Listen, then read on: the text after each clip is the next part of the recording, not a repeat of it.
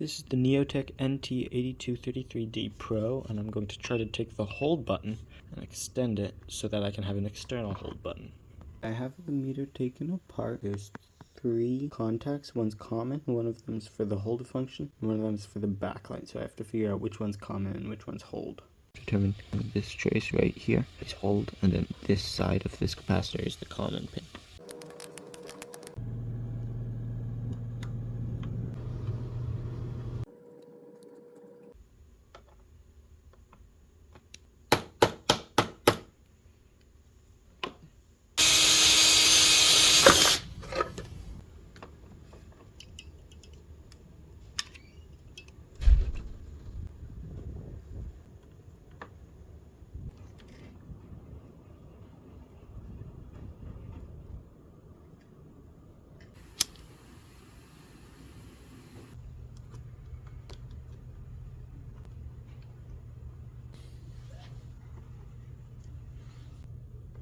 So I've made like 20 mistakes, and I had to move this thing to here because of clearance. Then there were a bunch of clearance problems here, so it took a long time, but I finally got it in and working.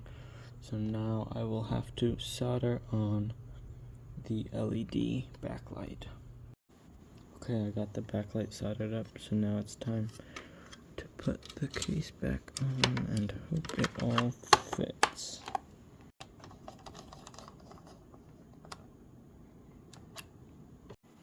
Okay, I have it all put together, and as you can see, I can externally trigger the hold function.